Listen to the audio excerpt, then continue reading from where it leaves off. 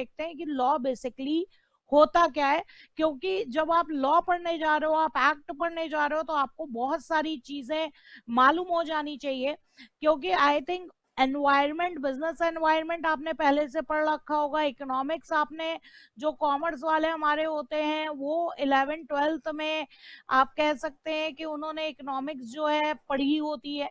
इसके अलावा भी जो कुछ पेपर्स हैं, आपका कम्युनिकेशन है, वो थोड़ा सा बिजनेस स्टडीज में पढ़ा होता है। लेकिन जो आप लॉ पढ़ने जा रहे हैं, ये आप फर्स्ट टाइम पढ़ने जा रहे हैं, राइट। तो लॉ के बारे में मैं आपको चीजें बताने जा रही हूँ कि लॉ बेसिकली होता क्या है। चलिए इसको देखते हैं कि लॉ क्या होता है। अगर हम देखें लॉ क्या है, तो लॉ को आप कैसे डिफाइन करेंगे? आप लॉ को डिफाइन करेंगे जैसा कि यहाँ पर लिखा है, rule of conduct. Rule of conduct imposed and enforced by government. Law is a mechanism or system for regulating the human conduct in the society. अब ये क्या है? ये तो एक डेफिनेशन है, आप पहले इसको समझिए। आप कहीं पे भी जाते हो, आप स्कूल जाते थे, वहां स्कूल के कुछ अपने रूल्स होते थे कि आपको ड्रेस पहन के जाना है, आपको मोबाइल नहीं ले जाना है, राइट। वहां के कुछ आपके रूल्स होते थे। आपकी फैमिली है, आपकी फैमिली में कुछ रूल्स होते हैं, राइट, जो कि सारे फैमिली मेंबर्स ने जो है बनाए होते हैं। तो हर जगह कुछ ना कुछ क्या है, रूल्स होते हैं, ताकि लोग कायदे से रह सके। आप सोचिए, आप अगर पूरी दुनिया में अकेले होते हैं, आप पूरी दुनिया में अकेले होते हैं, तो लॉ की जरूरत नहीं पड़ती। लॉ की जरूरत क्यों पड़ती है? क्योंकि आपके साथ और लोग भी हैं, आप एक सोशल नेचर के पर्सन हो, राइट। आप अकेले नहीं रह सकते, आपके साथ और भी लोग हैं। तो जब और लोगों की बात आती है, तो सबके राइट्स की बात आती है, सबके अधिकारों की बात आती है, और सबके, ऑब्वियस सी बात है, जब हम राइट्स की बात कर रहे हैं तो हम ड्यूटीज को भी नहीं भूल सकते, बाकियों की ड्यूटी की बात आती है। आप भी अपनी जिंदगी सुकून से जियो, बाकी लोग भी क्या है, अपनी जिंदगी क्या है, सुकून से जिए, राइट। तो अब यहाँ पर क्या चीजें, क्या सही है और क्या गलत है। अब फॉर एग्जाम्पल, आप गेम खेलते हो, कोई भी गेम खेलते हो, चाहे वो रग्बी हुआ, चाहे क्रिकेट हुआ, कोई भी गेम हुआ, राइट, कबड्डी हुआ, उसमें भी आपके क्या होते हैं, रूल्स होते हैं। गेम खेलने के भी अपने क्या होते हैं, रूल्स होते हैं। तो ऐसे ही यहाँ पर भी कुछ रूल्स जो हैं वो बनाए गए हैं, राइट। कुछ रूल्स गवर्नमेंट ने बनाए हैं। देखो, साफ सीधी सी बात, पहले के टाइम पे आपने देखा था, जो सबसे पुराना लॉ का अगर हम जाएं, तो वहां पे प्रकृति का नियम माना जाता था। अगर हम लॉ की हिस्ट्री देखें, आपके एग्जीक्यूटिव के सिलेबस में जूरिस्प्रूडेंस का एक पेपर आएगा, वहां पे आपको हिस्ट्री पढ़ाई जाएगी बहुत डिटेल में। और जो लोग एलएलबी करेंगे, उसमें आपके फर्स्ट सेमेस्टर में रहेगा, इंट्रोडक्शन टू लॉ करके एक पेपर रहेगा, वहां पे आप पढ़ोगे। पहले होता था प्रकृति का नियम, मतलब जो नेचर ने कह दिया, बाढ़ आई तो प्रकृति का नियम है भाई, ह्यूमन ने कुछ सही नहीं किया होगा, इसलिए प्रकृति जो है बिगड़ गई। उसके बाद राजा महाराजा आए, तो ये बोला गया कि जो राजा है, जैसे कि आपने वो बाहुबली मूवी में सुना होगा ना, मेरा वचन ही शासन है, मेरा वचन ही शासन है, राइट। तो वैसे जो भी रूलर होता था, वो जो कह देता था वही क्या है, कानून बन जाता था। अब महाभारत के युद्ध में अर्जुन को तो गाइड करने के लिए श्री कृष्णा थे, राइट। उन्होंने बताया कि क्या सही है, क्या गलत है। गीता का पूरा उपदेश जो है उस इंसिडेंट पे बेस्ड है, जो कि बहुत इफेक्टिव है। लेकिन हमें कौन बताने आएगा?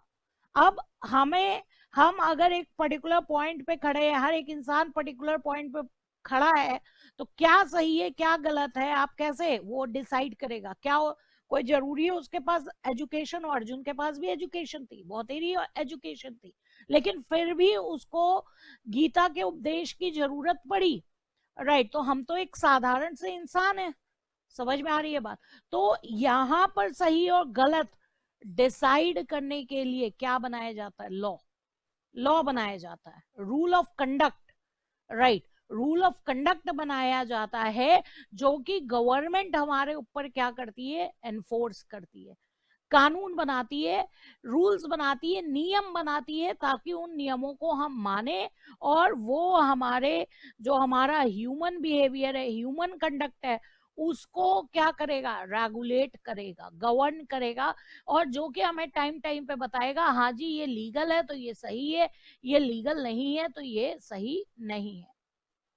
तो लॉ बनाना बहुत जरूरी है अगर हम और लोगों के साथ रहते हैं।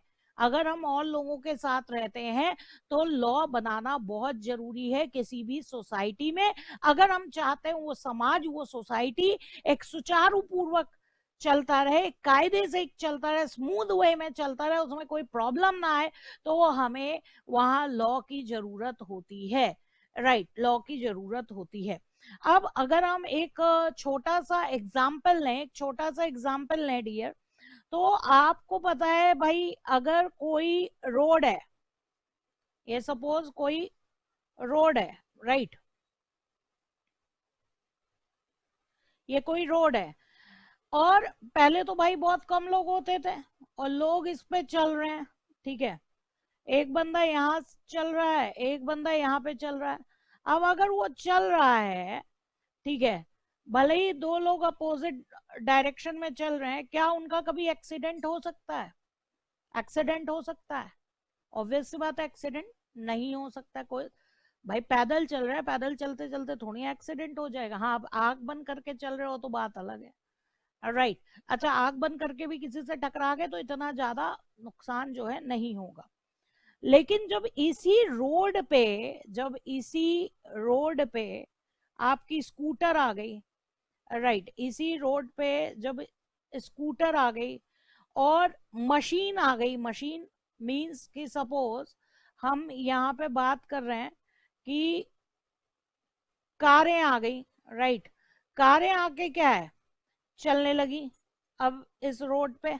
अब जब कारें आकर चलने लगी, राइट, और फोर व्हीलर्स आकर चलने लगे, तो वो तो मशीन है, उस पर ह्यूमन कंट्रोल कर रहा है, लेकिन मशीन के आपको पता है पार्ट्स भी खराब हो सकते हैं भाई, बेजान जो चीज है उस वो हमारी इंस्ट्रक्शंस पे चल रहा है मशीन, उसके पार्ट्स भी खराब हो सकते हैं। अब एक्सीडेंट के चांसेस क्या हो गए, बढ़ गए। अब एक्सीडेंट के चांसेस क्या हो गए, बढ़ गए, राइट। जब एक्सीडेंट के चांसेस बढ़ गए तो जो गवर्नमेंट है, गवर्नमेंट को जरूरत लगती है कि अब तो कुछ करना चाहिए। लोग अगर गाड़ी ड्राइव कर रहे हैं, अब तुम्हें तो भाई कार मिल जाए तुम तो 100 की स्पीड से शुरू हो जाओ, क्योंकि तुम्हें तो स्पीड के मजे हैं, राइट, आप तो 100 की स्पीड से एकदम क्या है शुरू हो जाएंगे। तो गवर्नमेंट ने कहा कि जब फोर व्हीलर्स आ गए और एक्सीडेंट के चांसेस बढ़ गए हैं तो कुछ नियम कानून होना चाहिए, राइट। तो गवर्नमेंट ने जो है एक्ट पास कर दिया जिसको हम क्या बोलते हैं, मोटर व्हीकल एक्ट, राइट, जिसको हम क्या बोलते हैं, मोटर व्हीकल एक्ट, राइट। क्यों? अब यहाँ पे क्या है, नियम कानून लिखे, राइट। रोड पे कहाँ धीमा चलना है, ब्रेकर आने पे आपको गाड़ी क्या है धीमी करनी है, रेड लाइट पे आपको रुकना है, रेड लाइट पे जो भी चौराहे हैं, सड़क है, उसमें आपको ट्रैफिक के जो भी नियम और कानून है उनका आपको पालन करना है, उनको आपको कंप्लाई करना है। यहाँ पे एक वर्ड आता है कंप्लाई, हम जब सीएस में बात करेंगे और कानून की बात आएगी तो वहां पे एक वर्ड आएगा कंप्लाई। कंप्लाई करने का मतलब होता है ओबे, ओबे यानी कि मानना, यानी कि हमें उन सारे जो लॉ है, जो लॉ लगेंगे उनको मानना पड़ेगा। समझ में आ रही है बात? उनको हमें क्या करना पड़ेगा, मानना पड़ेगा।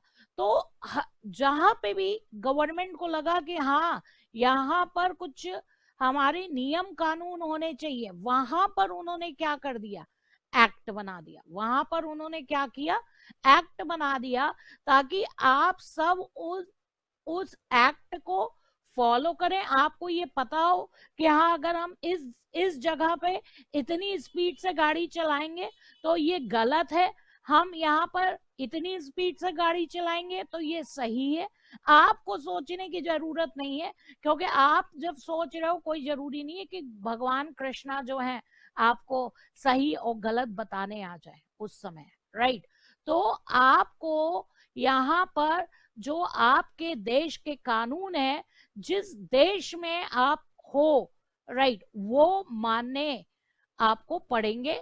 और अगर मानते हो तो बहुत सही है, और नहीं मानते हो तो ऑब्वियस सी बात है, आगे आपको पता है कि नहीं मानते हो तो मानना पड़ेगा। समझ में आ रही बात? तो हर एक चीज के लिए क्या बनाया, नियम और कानून जो है वो बनाया गया। तो अब आपको ये चीज समझ में आ रही होगी कि लॉ क्या है। लॉ जो है rule of conduct, right, rule of conduct. आज के मॉडर्न टाइम पे आप बोलोगे कंडक्ट, कंडक्ट मतलब कि आप कैसे बिहेव करते हो, कैसा आपको क्या बिहेव करना है, इसके लिए यहाँ पर क्या है, नियम है, जो कि गवर्नमेंट आपके ऊपर क्या करती है, इम्पोज करती है, राइट। और आपका जो ह्यूमन कंडक्ट है, ह्यूमन बिहेवियर है, उसको रेगुलेट करने का काम करती है, कि जब आप सोसाइटी में रह रहे हो तो आप कैसे रहोगे, आपके रहने का तरीका क्या है, क्या चीजें सही है, क्या चीजें गलत है, आपकी बाउंड्रीज क्या है, और उन बाउंड्रीज को अगर आप क्रॉस करते हो तो आप पनिशमेंट के भी हकदार हो, राइट। तो आपके राइट्स क्या है और आपकी ड्यूटीज क्या है, ये कौन बताता है, लॉ बताता है, राइट। अब लॉ भी अगर हम देखें तो जो लॉ है वो आपके दो टाइप के हो सकते हैं, राइट। लॉ इम्पोज्ड बाय, ये आप नोट कर सकते हो, ये आपके मटेरियल में नहीं है डियर, राइट। तो जो भी चीज आप समझ रहे हो काफी कॉम्पिटेटिव एग्जाम में आ जाती है, दैट्स वाई मैं आपको यहाँ पे पढ़ा रही हूँ। अब लॉ अगर आपका सेंट्रल गवर्नमेंट ने इम्पोज किया है, और लॉ स्टेट गवर्नमेंट भी क्या है, इम्पोज कर सकती है, राइट। सेंट्रल गवर्नमेंट भी इम्पोज कर सकती है और स्टेट गवर्नमेंट भी इम्पोज कर सकती है। गवर्नमेंट के पास पावर है लॉ बनाने की, कानून बनाने की पावर किसके पास है, गवर्नमेंट के पास है। अभी देखेंगे कि कानून कैसे बनता है, इस चीज को भी हम अभी देखेंगे। तो सेंट्रल गवर्नमेंट के पास है और स्टेट गवर्नमेंट के पास है। तो अगर जो है सेंट्रल गवर्नमेंट कोई लॉ बनाती है तो ऑब्वियस सी बात है वो कहाँ एप्लीकेबल होगा, होल ऑफ इंडिया, पूरे भारत पे जो है वो क्या है, लागू होगा, राइट। और अगर स्टेट गवर्नमेंट कोई कानून बना रही है तो वो जो है आपका उस पर्टिकुलर स्टेट पर जो है वो लागू होगा। तो बहुत सारी पावर्स जो है सेंट्रल गवर्नमेंट के पास है और बहुत सारी पावर जो है स्टेट गवर्नमेंट के पास है। ये पावर कहाँ दी गई है, कॉन्स्टिट्यूशन ऑफ इंडिया, हमारे भारत के संविधान में ये पावर दी गई है। समझ में आ रही है बात? तो बहुत सारे लॉ होते हैं जो सेंट्रल लेवल के होते हैं और बहुत सारे लॉ होते हैं जो स्टेट लेवल के होते हैं, राइट। जैसे कि अभी आप पढ़ोगे companies act, the companies act, तो द कंपनीज एक्ट 2013 जो है वो सेंट्रल लेवल का लॉ है, यानी कि पूरे भारत पे लागू होगा, राइट। अब स्टेट गवर्नमेंट की अगर मैं बात करूं तो आपका सोसाइटीज एक्ट होता है। सोसाइटीज एक्ट जो है वो अलग अलग स्टेट का अलग अलग होता है। सोसाइटीज रजिस्ट्रेशन एक्ट, राइट, जहाँ पे सोसाइटीज जो है बनाने का, जैसे कंपनीज एक्ट में कंपनी बनाने की बात करते हैं, वैसे ही अगर हम सोसाइटी बनाते हैं, राइट। और एक आपने और सुना होगा कोऑपरेटिव सोसाइटीज एक्ट, याद आया, भूली बिछड़ी याद है, जो कॉमर्स ब्रीड के हैं उन्होंने 11th क्लास में बिजनेस स्टडीज में कोऑपरेटिव सोसाइटी पढ़ा था। वो भी आपका क्या होता है, लिमिटेड लाइबिलिटी के साथ होता है, आर्टिफिशियल पर्सन होता है।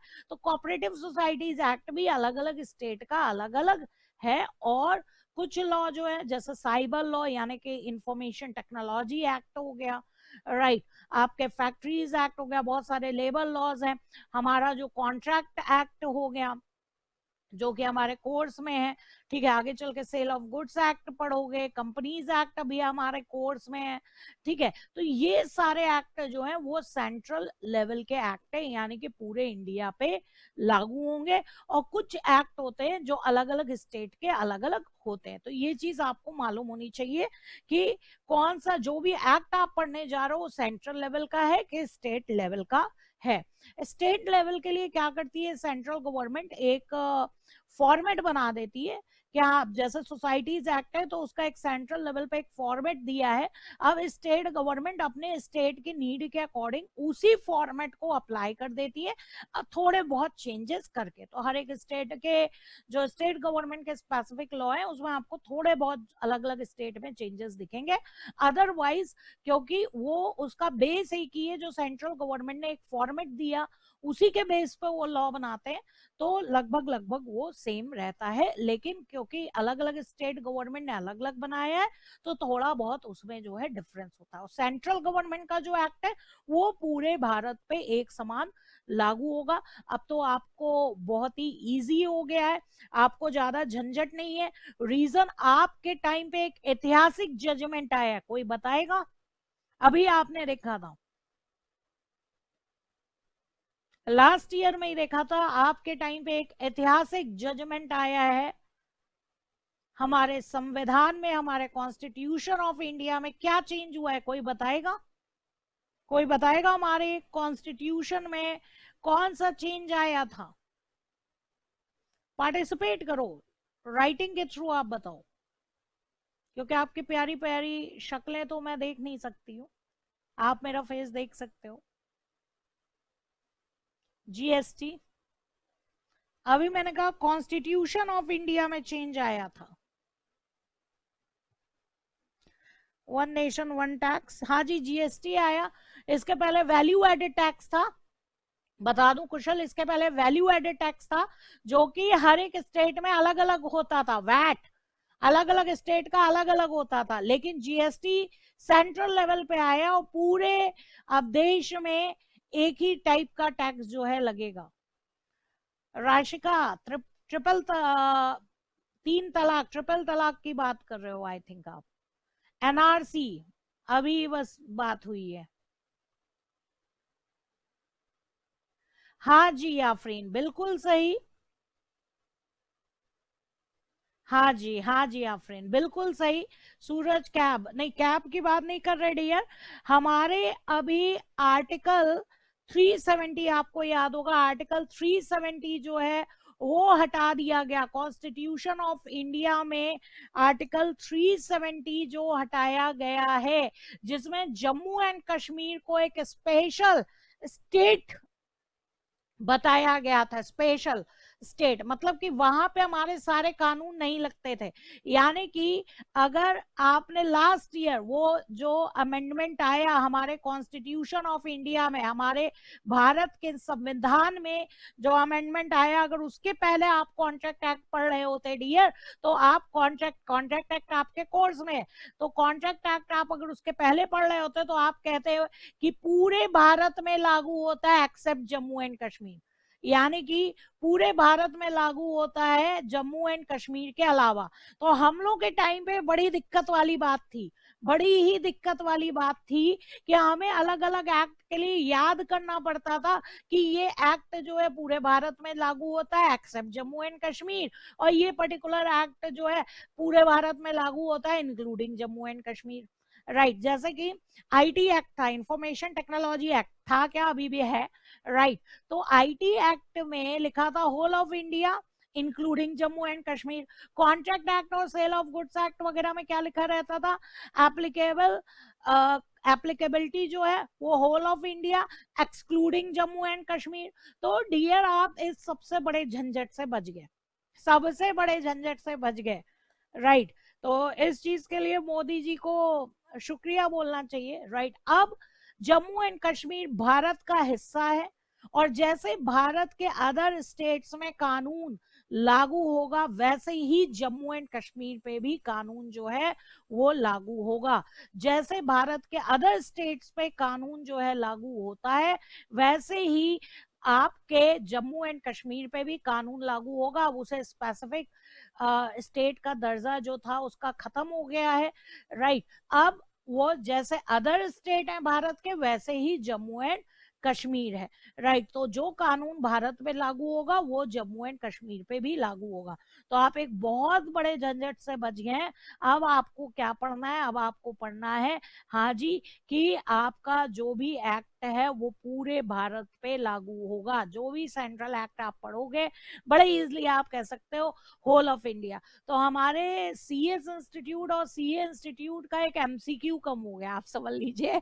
अदरवाइज इनका फेवरेट जो है क्वेश्चन हुआ करता था एमसीक्यू में, मल्टीपल चॉइस क्वेश्चन में, कि पर्टिकुलर एक्ट जो है जम्मू एंड कश्मीर में लागू होता है कि नहीं होता है। अब एग्जामिनेशन में अगर आप भूल गए बेटा जो है सेक्शन 1 ध्यान से पढ़ना, तो आप बैठ के सोचोगे यार ये एक्सेप्ट लिखा था कि इंक्लूडिंग जम्मू एंड कश्मीर लिखा था। तो एक इनका एमसीक्यू खत्म हो गया, पूरे भारत पे हमारा जो है कानून लागू होगा। राइट, तो ये चीज आपको आइडिया लग गया। सरिता आई थिंक देर से क्लास में आपने एंट्री की है।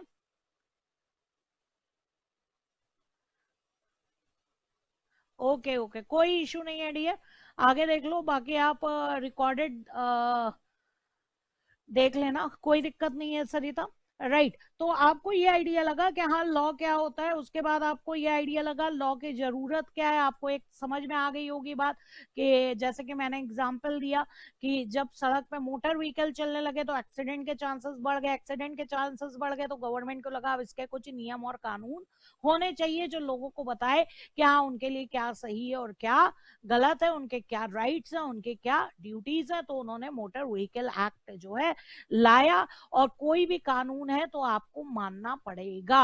आप अगर अपनी सीमाओं से बाहर जाते हो, कानूनी सीमाओं से बाहर जाते हो, लीगल बाउंड्री से बाहर जाते हो, तो आपको जो है रिवर्स इफेक्ट के लिए भी रेडी रहना होगा। राइट, इसलिए कानून बनाया। कानून बनाना क्यों जरूरी है, आप ये समझो सपोज कोई आप हो, राइट, आपको बोल दूंगी तो आप थोड़ा बुरा मान जाओगे, सपोज 2 पर्सन है, चलिए, राइट, 1% टैक्स दे रहा है, 1% टैक्स दे रहा है, जिससे देश, ऑब्वियस सी बात है टैक्स का पैसा कहाँ लगता है, देश के विकास में लगता है, जिससे कंट्री का जो है डेवलपमेंट हो रहा है। राइट, और एक बंदा टैक्स नहीं दे रहा है, जो टैक्स नहीं दे रहा है उसको भी कोई कुछ नहीं कह रहा, जो टैक्स दे रहा है वो तो दे ही रहा है, उसको कोई क्या बोलेगा। तो अब एक बात बताइए, कहीं ना कहीं टैक्स देने वाला डिस्करेज होगा ना, कि मैं तो अपनी मेहनत की कमाई दे रहा हूँ, ये सामने वाला जो है अपनी मेहनत की कमाई नहीं दे रहा है, काला धन जो है कर रहा है, लेकिन इसके ऊपर कोई लीगल एक्शन नहीं हो रहा है। तो क्या जरूरी है, वहां पे भी टैक्स के, जो टैक्स के रिगार्डिंग कानून है वो बनना जरूरी है कि अगर कोई व्यक्ति टैक्स नहीं देता है तो उसके ऊपर लीगल एक्शन लिया जाए। टैक्स नहीं देने का मतलब उसने अपनी कानूनी मर्यादा का उल्लंघन किया है, वो अपनी लीगल बाउंड्रीज को क्रॉस कर रहा है। दैट्स वाई उसको जो है टैक्स देना पड़ेगा, अगर नहीं देगा तो इनकम टैक्स जो है उसके ऊपर लीगल एक्शन ले सकता है। राइट, तो एक आइडिया आपको लग गया कि कानून की क्या जरूरत पड़ती है। राइट, तो अब यहाँ पे हम देख रहे हैं कि अगर कोई एक्ट, कोई कानून बनता है, कोई भी कानून अगर बनता है तो उसका तरीका क्या क्या रहता है, अगर कोई भी एक्ट जो है बन रहा है तो उसका तरीका क्या क्या रहता है। तो यहाँ पे आप देखो कानून कैसे बनता है। अगर सपोज क्या हो सकता है, अब जैसे गवर्नमेंट को लगा कि मोटर व्हीकल एक्ट होना चाहिए, राइट, तो गवर्नमेंट क्या करेगी, जो भी कंसर्न मिनिस्ट्री होगी, मिनिस्ट्री तो आपको पता है हमारे गवर्नमेंट में अलग अलग टाइप की मिनिस्ट्री होती है। मिनिस्ट्री कौन कौन सी होती है, जैसे कि फॉर एग्जाम्पल हम कंपनी सेक्रेटरीज हैं, I am company secretary, right, तो हमें कंपनी लॉ में काम करना होता है। कंपनी लॉ में पूरा कंट्रोल किसका होता है, MCA, ministry of corporate affairs, ministry of home affairs, अभी आपने सुना होगा कोरोना के टाइम में एमएचए लिख के आता था न्यूज में, ministry of home affairs, right, ministry of finance, अलग अलग चीज की अलग अलग मिनिस्ट्री होती है, आपको पता है मंत्रियों को अलग अलग जो है मिनिस्ट्री जो है वो दी जाती है काम करने के लिए। राइट, तो गवर्नमेंट कंसर्न मिनिस्ट्री से जो है वो कहती है कि भाई अब जरूरत है, अब यहाँ पे तुम्हें कानून बनाना है, क्योंकि उस मिनिस्ट्री में उस फील्ड के एक्सपर्टाइज लोग बैठे होंगे और वो एक्सपर्टाइज लोग जो है वो कुछ ड्राफ्ट करेंगे। या दूसरा तरीका ये हो सकता है, जैसे हमारा कंपनीज एक्ट 1956 था, पहले हमारा कंपनीज एक्ट 1956 था, उसमें अमेंडमेंट तो कई बार हुआ है, 2003 में भी लास्ट मतलब कि अमेंडमेंट हुआ, लेकिन वो इतना चेंज नहीं कर पा रहे, तो पुराने बहुत पुराना हो गया था। अब आपने देखा था सत्यम का फ्रॉड हुआ था, राइट, बहुत सारे हमारे जो है फ्रॉड हुए, राइट। तो फ्रॉड होने के कारण एक स्ट्रॉन्ग कानून की जरूरत थी, एक स्ट्रॉन्ग एक्ट की जो है यहाँ पर जरूरत थी। समझ में आ रही है बात? तो वहां पर जो मिनिस्ट्री ऑफ कॉर्पोरेट अफेयर्स है उसने सजेशन दिया गवर्नमेंट को कि भाई अब कानून बदलना चाहिए। तो आप सोचिए 2003 से वेट करते करते 2013 में जो है नया कंपनीज एक्ट आया, कंपनीज एक्ट 2013 जो है आया, राइट। तो सबसे पहला स्टेप क्या होता है? सबसे पहला स्टेप क्या होता है? सबसे पहला स्टेप होता है कि जो भी स्पेशलाइज्ड मिनिस्ट्री है, राइट, जो भी कंसर्न मिनिस्ट्री है उस स्पेसिफिक मैटर में, वो सबसे पहले एक बिल ड्राफ्ट करेगी, राइट। जैसे कि अभी आपने देखा कैब, अभी बहुत जो दंगे हुए थे हमारे देश में दिसंबर 2019 में, तो वहां पे आपने देखा था कैब का बहुत इशू आ रहा था, राइट। बार बार बोला जाता था कैब, और जब न्यूज वाले भीड़ से पूछते थे कि कैब क्या है, तो लोग ये बता नहीं पाते थे कि कैब का फुल फॉर्म क्या है। तो आपको पता है कैब का फुल फॉर्म था सिटीजनशिप अमेंडमेंट बिल, राइट। तो जब कानून बना नहीं होता है, वो केवल एक ड्राफ्टिंग होती है, एक केवल क्या है, ड्राफ्टिंग होती है, तो उसको हम क्या बोलते हैं? बिल बोलते हैं, याद रखिएगा। जब कानून बना नहीं होता है उसकी केवल और केवल एक क्या होती है? ड्राफ्टिंग होती है, तो उसको हम क्या बोलते हैं? बिल बोलते हैं। कुशल, कोई दिक्कत नहीं है अभी जहां से चल रहा है वहां पे आप देखो, हेडिंग आपने देख ली होगी, procedure of making a new act. अगर कोई नया एक्ट बनाने जा रहे हैं, कोई आप कह लीजिए कानून बनाने जा रहे हैं, राइट, तो उसका प्रोसीजर क्या होता है? तो सबसे पहले क्या है, जो भी कंसर्न मिनिस्ट्री होगी, गवर्नमेंट की अलग अलग मिनिस्ट्री होती है, जो भी कंसर्न मिनिस्ट्री होगी, अब जैसा अगर कंपनीज एक्ट 2013 की बात करें, तो वहां पर कंपनीज एक्ट के रिगार्डिंग कंसर्न मिनिस्ट्री कौन थी? Ministry of corporate affairs, MCA थी, ठीक है। तो जो बिल ड्राफ्ट किया था वो किसने ड्राफ्ट किया था? एमसीए ने ड्राफ्ट किया था। तो पहला स्टेप क्या होता है?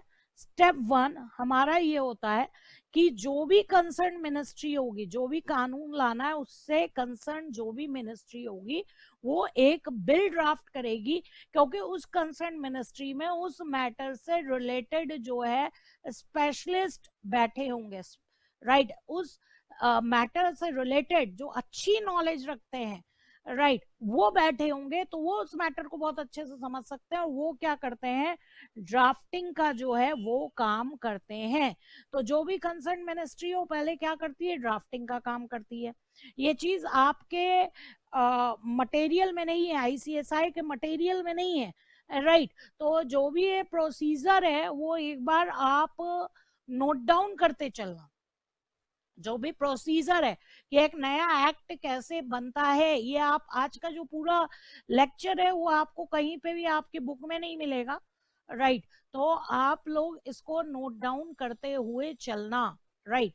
तो सबसे पहले जो कंसर्न मिनिस्ट्री है, राइट, वो क्या करती है? एक बिल जो है वो ड्राफ्ट करती है, राइट। सेकंड क्या है? सेकंड स्टेप क्या होता है? जब बिल ड्राफ्ट हो जाता है तो उसको पार्लियामेंट में, जब कोई बिल ड्राफ्ट हो जाता है तो उसको पार्लियामेंट की स्टैंडिंग कमेटी के सामने रखा जाता है, राइट। स्टैंडिंग कमेटी के सामने रखा जाता है। अब हमारी पार्लियामेंट की स्टैंडिंग कमेटी कौन है? पार्लियामेंट की स्टैंडिंग कमेटी कौन है? स्टैंडिंग कमेटी हमारी यहाँ पे आपको दिख रहा है, यहाँ पे आपको दिख रहा है लोकसभा, राइट। यहाँ पे आपको दिख रहा है लोकसभा, और यहाँ पे आपको दिख रहा है राज्यसभा, राइट, राइट। तो ये लोकसभा और राज्यसभा क्या है? पार्लियामेंट की स्टैंडिंग कमेटी है, राइट। तो सबसे पहले वो एक्ट, सबसे पहले कहा जाएगा? पहले जाएगा लोकसभा में, पहले वो जो बिल है वो कहाँ पास होगा, पहले लोकसभा में पास होगा और फिर क्या होगा, राज्यसभा में पास होगा। पहले आपका लोकसभा में पास होगा और फिर वो बिल कहाँ पास होगा, राज्यसभा में पास होगा। जब जो स्टैंडिंग कमेटी है पार्लियामेंट की, यानी कि लोकसभा और जो राज्यसभा है, जब दोनों जगह ये बिल पास हो जाता है, जब दोनों जगह ये बिल जो है पास हो जाता है, ठीक है, तो उसके बाद जो प्रेसिडेंट ऑफ इंडिया होता है, प्रेसिडेंट ऑफ इंडिया जो होता है, प्राइम मिनिस्टर नहीं बोल रही हूँ, प्रेसिडेंट बोल रही हूँ, ठीक है, जो हमारा राष्ट्रपति होता है देश का, प्रेसिडेंट मतलब क्या हुआ, राष्ट्रपति। आपको पता होना चाहिए प्रेसिडेंट अलग होता है, प्राइम मिनिस्टर अलग होता है। बहुत सारे बच्चे तो इसमें गलती करते हैं, राइट। तो आपका जब लोकसभा और राज्यसभा में, पहले कहाँ प्रेजेंट होगा, लोकसभा में प्रेजेंट होगा, लोकसभा उसे पास कर देगी, फिर कहा जाएगा, राज्यसभा जाएगा, राज्यसभा पास कर देगी, राइट। उसके बाद वो किसके पास जाएगा साइन होने के लिए, प्रेसिडेंट ऑफ इंडिया के पास जाएगा। ये कोविंद जी की पिक्चर आपको दिख रही है, आपको पता है अभी प्रेजेंट में हमारे प्रेसिडेंट जो हैं वो कोविंद जी हैं, राइट। वो साइन कर देंगे, राइट। पार्लियामेंट में पास होने के बाद जो है प्रेसिडेंट के पास गया, प्रेसिडेंट ने उसको साइन कर दिया, प्रेसिडेंट के साइन करने के बाद वो जो बिल है, वो जो बिल है वो आपका किस में कन्वर्ट हो जाता है, बिल आपका एक्ट में कन्वर्ट हो जाता है। एक्ट का मतलब यहाँ पे क्या है, अधिनियम। एक्ट का मतलब क्या है, अधिनियम, या आप इसको सिंपल कह लें तो कानून भी बोल सकते हैं, अदरवाइज हिंदी में इसको क्या बोलते हैं, अधिनियम बोलते हैं। समझ में आ रही है बात, हिंदी में आप इसको क्या बोलते हैं, अधिनियम बोलते हैं। तो जो आपका बिल है वो आपके एक्ट में कन्वर्ट हो जाता है, राइट। और जब एक्ट में कन्वर्ट हो जाएगा तो यहाँ भारत राजपत्र, यहाँ पे देखिए भारत का राजपत्र आपको हिंदी में लिखा दिख रहा है, ठीक है। द गैजेट ऑफ इंडिया, जो ऑफिशियल गैजेट होता है उसमें नोटिफाई हो जाता है, राइट। जो भी इंडिया का ऑफिशियल गैजेट होता है उसमें नोटिफाई हो जाता है, राइट। तो अभी आपको यहाँ पे प्रोसीजर जो है बहुत आसान लग रहा होगा कि अरे एक्ट बनाना तो बहुत आसान है, आपको लग रहा होगा एक्ट बनाना तो बहुत आसान है। पहले बिल ड्राफ्ट किया, फिर उसको पार्लियामेंट में प्रेजेंट किया, लोकसभा से पास करवाया, राज्यसभा से पास करवाया, प्रेसिडेंट जनरली ऑब्जेक्शन नहीं करता है, प्रेसिडेंट ने साइन किया और जो बिल है वो क्या बन गया, एक्ट बन गया। अभी जो आपके लेटेस्ट जितने भी कानून आए हैं, चाहे हम 3 तलाक की बात करें, राइट, चाहे जो कैब का प्रोसेस हो रहा था वो भी यही हो रहा था जिसमें ये सब प्रॉब्लम्स आई थी। लेकिन प्रॉब्लम कहाँ आती है, प्रॉब्लम डियर आती है, इतना आसान नहीं है जो आपने इतने स्टेप्स में पढ़ लिया और कानून बन गया, इतना आसान नहीं होता है। लोकसभा और राज्यसभा में किसी कानून को पास कराना एक बहुत बड़ा काम होता है। आपको पता है लोकसभा राज्यसभा, लोकसभा और राज्यसभा, ये जो आपकी स्टैंडिंग कमेटी है इसमें अपोजिशन के लोग भी बैठे रहते हैं, और अपोजिशन के लोगों का काम क्या है, अपोज करना। उनकी वैल्यू कब रहेगी, जब वो अपोज करेंगे। तो बहुत रेयर केस ऐसा होता है कि अपोजिशन पार्टी के लोग भी उसको पास कर दें। अभी 3 तलाक बिल, 3 तलाक का बिल, ट्रिपल तलाक का बिल क्यों पास हो पाया, क्योंकि पार्लियामेंट में बीजेपी बीजेपी की मेजोरिटी थी। आपको पता है कोई बिल तभी पास होता है जबकि वहां पर जो पार्लियामेंट के बोथ हाउसेस है वहां पर जो है मेजोरिटी हो, राइट, वहां पे क्या हो, मेजोरिटी हो, तभी कोई बिल पास हो पाता है, अदरवाइज वो बिल जो है पास नहीं हो पाता है। समझ में आ रही है बात, क्लियर है। तो यहाँ पे आपको ये पता हो कि ये प्रोसेस आपको देखने में बहुत आसान लग रहा है, प्रोसेस आपको देखने में बहुत आसान लग रहा है, लेकिन आपको यहाँ पे पता होना चाहिए कि लोकसभा और राज्यसभा में ये जो बिल पास होने की बात होती है ये बहुत मुश्किल होता है, राइट। क्योंकि अपोजिशन वाले अपोज नहीं करेंगे तो उनकी वैल्यू नहीं रहेगी, है ना, और उनका काम है अपोज करना, तो वो तो अपोज करते ही करते हैं, राइट। और आपको पता है कोई सही कानून आ जाता है तो बहुत सारा जो उनके पॉकेट में पैसा जा रहा है, करप्शन जो है, अगर उनका इंटरेस्ट वहां पे नहीं होता है, राइट, या उनका इंटरेस्ट खत्म हो रहा होता है, तो वो उस कानून को पास नहीं होने देते। जैसे कि अभी मैंने कहा कंपनीज एक्ट 2003 से सोचा जा रहा था, पास कब हुआ? बीजेपी की गवर्नमेंट में। जीएसटी का आइडिया बहुत पुराना था, राइट, मनमोहन सिंह की गवर्नमेंट में आ चुका था, लेकिन जीएसटी एक्ट बना कब? अभी मोदी जी के सरकार में, राइट। क्यों? क्योंकि बीजेपी के पास यहाँ पे मेजोरिटी थी, इसलिए वो बिल पास हो पाया। समझ रहे हो आप? तो कानून बनाना इतना आसान काम नहीं होता है। यहां तक किसी को कोई दिक्कत? एक चीज आपको समझ में आई कि कैसे जो है कोई एक्ट बनता है, इसका एक आपको आइडिया लग गया होगा, राइट। एक्ट क्या होता है, लॉ क्या होता है, ये आपको एक समझ में आया होगा, क्यों होता है ये बात आपको समझ में आई होगी, राइट। देखिए, ऐसा होता है कुछ हमारे भारत का राजपत्र, जहां पर जो कानून है वो आता है, उसका जो बेयर एक्ट है वो लिखा होता है, राइट। यहाँ पर जो कानून है वो आता है जहां पे आपका बेयर एक्ट जो है वो लिखा होता है, ठीक है। तो ऑफिशियल गैजेट जो होता है गवर्नमेंट का, भारत का जो राजपत्र होता है, उसमें जो बिल है, बिल जब कानून बन जाता है, एक्ट बन जाता है, तो गवर्नमेंट उसको अपने ऑफिशियल गैजेट में नोटिफाई करती है। कुछ इस तरीके के आपके भारत का राजपत्र होता है, द गैजेट ऑफ इंडिया होता है। यहां तक किसी को कोई डाउट? यहां तक किसी को कोई डाउट है तो प्लीज पूछ लीजिए। ये चीजें आपको समझ में ना आई? जो चीजें अभी मैंने बोली वो आपको समझ में आई कि क्या है, कैसे है? कोई क्वेश्चन हो यहां तक?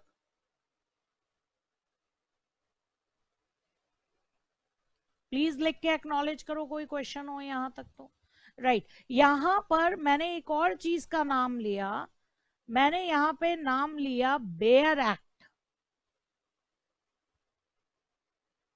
यहां पे मैंने नाम लिया बेयर एक्ट। अब बहुत सारे बच्चों को पता नहीं होता है कि बेयर एक्ट क्या होता है, राइट। तो बेयर एक्ट क्या होता है कि आप ये समझो, जैसे आपकी बुक में कॉन्ट्रैक्ट एक्ट दिया रहेगा, राइट।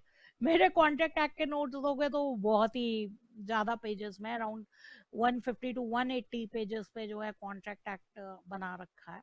फॉन्ट साइज थोड़ा सा बड़ा है, राइट। तो वो जब आप बुक से पढ़ते हो तो वहां पे जो है लॉ लिखा रहेगा, एग्जाम्पल्स लिखे रहेंगे, कुछ केस लॉज लिखे रहेंगे आपको समझाने के लिए। जो लॉ है उसका एक्सप्लेनेशन लिखा रहेगा। आप कोई भी बुक उठाओ, कई लोग अगर ग्रेजुएशन कर रहे होंगे तो ग्रेजुएशन बीकॉम वगैरह में आपने देखा होगा बुक में बहुत सारा एक्सप्लेनेशन लिखा होता है, तो वो बेयर एक्ट नहीं होता है। वहां उसका एक्सप्लेनेशन लिखा है, चीजें लिखी है, तो वो बेयर एक्ट नहीं होता है। बेयर एक्ट हम किसको बोलते हैं? जो ऑफिशियल गैजेट में आता है, राइट। वहां पे लॉ का कोई एक्सप्लेनेशन नहीं लिखा होता है, राइट। वहां पे प्योर लैंग्वेज में आप कह लीजिए, पैसिव वॉइस में, जनरली लॉ के आप लैंग्वेज देखेंगे वो पैसिव वॉइस होगी। पैसिव वॉइस में जो है पूरा लॉ जो है लिखा होता है। कुशल गलत लिख रहे हो, कंपनीज एक्ट 1956 था, आपने कॉन्ट्रैक्ट एक्ट 1956 लिखा है। कॉन्ट्रैक्ट एक्ट 1872 है, अंग्रेजों के जमाने का है, राइट। तो यहाँ पे कॉन्ट्रैक्ट एक्ट 1872 होगा, राइट। तो बेयर एक्ट क्या होता है? बेयर एक्ट जहां पे लॉ का कोई एक्सप्लेनेशन नहीं है, किसी राइटर ने कोई इंटरप्रिटेशन नहीं कर रखी है, जो पूरा प्योर फॉर्म में जो लॉ गवर्नमेंट ने, इंडियन गवर्नमेंट ने जो लाया था उसको आप प्योर फॉर्म में पढ़ रहे हो, तो वो आपका क्या कहलाता है? बेयर एक्ट कहलाता है। और आपको बेयर एक्ट पढ़ना आना चाहिए, राइट। अगर आप लॉ की फील्ड में जा रहे हो, हमारा कंपनी सेक्रेटरी का कोर्स भी लॉ से रिलेटेड है। यहाँ कंपनीज एक्ट और कॉर्पोरेट वर्ल्ड में जितने भी एक्ट की जरूरत होती है वो सब हम यहाँ पे पढ़ते हैं। तो आपको बेयर एक्ट बहुत अच्छे से पढ़ना आना चाहिए। समझ में आ रही है बात? तो यहाँ पे कोई एक्सप्लेनेशन नहीं होता है, कोई एग्जाम्पल नहीं होता है, कोई केस लॉ नहीं होता है। प्योर फॉर्म में बस क्या लिखा होता है, बेयर एक्ट लिखा होता है, राइट। प्योर फॉर्म में लॉ लिखा होता है, जिसको हम क्या बोलते हैं, बेयर एक्ट बोलते हैं। अब आपको कुछ और चीजें मैं बताने जा रही हूँ, राइट। अब जैसे आप जब लॉ में पढ़ोगे, जब आप लॉ में पढ़ोगे, राइट, तो वहां पर आपको बहुत इंपॉर्टेंट चीज बताने जा रही हूं मैं।